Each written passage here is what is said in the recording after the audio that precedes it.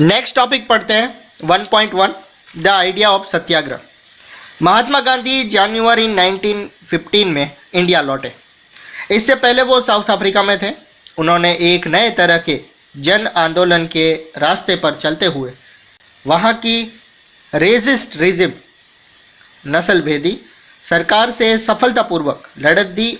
इसको वो सत्याग्रह कहते थे। द आइडिया ऑफ सत्याग्रह में पावर ऑफ ट्रूथ यानी कि सच की ताकत पर वो आग्रह और सच की खोज पर जोर दिया जाता था।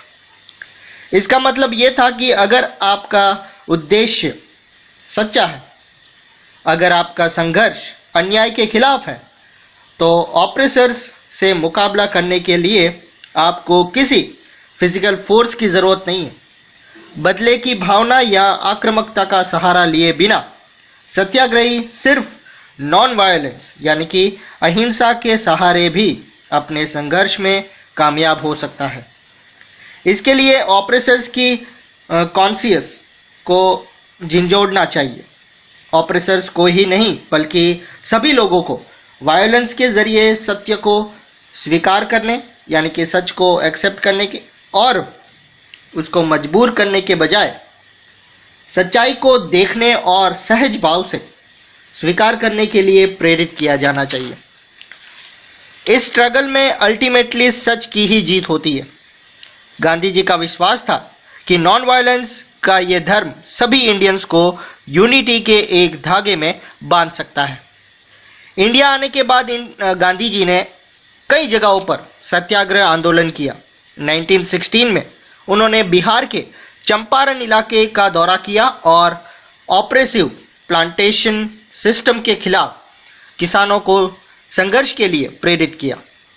1917 में उन्होंने गुजरात के खेड़ा डिस्ट्रिक्ट के किसानों की मदद के लिए सत्याग्रह का आयोजन किया। फसल खराब होने के कारण और प्लेग के बीमारी के कारण खेड़ा डिस्ट्रिक्ट के किसान रेवेन्यू यानी कि लगान चुकाने की हालत में बिल्कुल नहीं थे।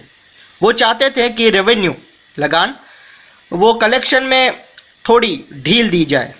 1918 में Gandhi ji cotton mill workers के बीच सत्याग्रह आंदोलन चलाने अहमदाबाद जा पहुंचे। सोर्स ए पढ़ते हैं, महात्मा गांधी ऑन सत्याग्रह। कहा जाता है कि पैसिव रेसिस्टेंस निष्क्रिय प्रतिरोध वीक लोगों का हथियार है, लेकिन इसमें जिस पावर की बात की गई है उसे सिर्फ ताकतवर ही नहीं ताकतवर ही इस्तेमाल करते हैं। ये पैसिव रेजिस्टेंस की ताकत नहीं है। इसके लिए तो इंटेंस एक्टिविटी चाहिए। साउथ अफ्रीका का आंदोलन पैसिव नहीं बल्कि बिल्कुल एक्टिव था। सत्याग्रह फिजिकल फोर्स नहीं है। सत्याग्रही अपने दुश्मन को नुकसान नहीं पहुंचाता, वो अपने दुश्मन का विनाश नहीं चाहता। सत्याग्रह के उपयोग में दुर्भावना के लिए कोई जगह नहीं होती। सत्याग्रह तो प्योर सोल फोर्स है यानी कि आत्मा की ताकत है। सत्य ही आत्मा का आधार है, इसलिए ये फोर्स को सत्याग्रह का नाम दिया गया है। आत्मा ज्ञान से हमेशा लेस होती है। इसमें प्यार की लॉ यानी कि एक मशाल जैसा जलता है। नॉन वायलेंस सबसे बड़ा धर्म है। इसमें कोई संदेह नहीं है कि इंडिया विनाशकारी शस्त्र के मामले में ब्रिटेन या यूरोप का मुकाबला नहीं कर सकता। अंग्रेज युद्ध के देवता की उपासना करते हैं, वो सब हथियारों से लेस हो सकते हैं या होते जा रहे हैं। भारत में करोड़ों लोग कभी हथियार लेकर नहीं चल सकते। उन्होंने नॉन वायलेंस के धर्म को अपना लिया है। फिगर 2 में आप देख सकते हैं, साउथ अफ्रीका में इंडियन वर्कर्स वॉक्सरस्ट से गुजर रहे हैं। 6 नवंबर का ये पिक्चर है 1913 का।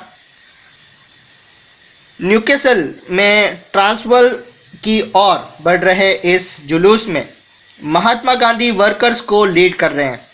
जब जुलूस को रोका गया और गांधी जी को अरेस्ट किया गया तो हजारों मजदूर अधिकारों को हनन करने वाली ये non violence non white resist law के खिलाफ सत्याग्रह में शामिल हो गए थे। इसके बाद की बात करें तो 1.2 है द रॉलेट एक्ट। इस कामयाबी से उत्साहित गांधी जी ने 1990 में प्रपोज्ड यानी कि प्रस्तावित रॉलेट एक्ट के खिलाफ एक नेशन वाइड, एक राष्ट्रव्यापी सत्याग्रह आंदोलन चलाने का फैसला किया। इंडियन मेंबर्स के भारी विरोध के बावजूद इस कानून को इंपीरियल लेजिस्लेटिव काउंसिल ने बहुत जल्दबाजी में पास कर दिया था। इस कानून के जरिए सरकार को पॉलिटिकल एक्टिविटीज को कुचलने और पॉलिटिकल प्रिजनर्स को 2 साल तक बिना ट्रायल यानी बिना किसी मुकदमा चलाए जेल में बंद करने का हक मिल गया था। महात्मा गांधी ऐसे अनजस्ट लॉ के खिलाफ नॉन वायलेंट सिविल डिसओबीडियंस चाहते थे। इसे 6 अप्रैल को एक हड़ताल से शुरू होना था।